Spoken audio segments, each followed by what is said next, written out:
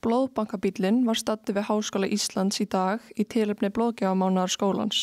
Verkefnið hefur staðið yfir allan mánuðinn og markmiðið er að hvetja nemendur og starfsfólk til að gefa blóð og vekja athygli á mikilvægi blóðgjafar. Þetta er í rauninni kannski bara til að gera þetta aðgengilegra fyrir háskólanum. Náttúrulega er ekki allir á bíl, það er allir í tímum og busy fólk, þannig að það hafa kannski allir tíma til að skella sér í blóðbankan. Og þetta er líka svona aldurshópanu sem við erum að reyna að ná meira til, þannig að bara hitta þá heima hjá þeim. Já.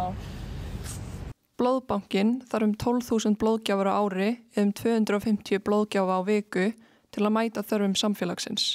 Blóðgjöf er einföld leið til að bjarga mannslífi en hver gjöf skiptist í 3 hluta: rauðkornaþykkni, blóðvökva og blóðflögur. Þannig getur ein blóðgjöf gagnast alltaf 3 einstaklingum. Með því að gefa blóð gefur þú verðmæta gjöf sem getur skipt sköpum fyrir þá sem þurfa á henni að halda.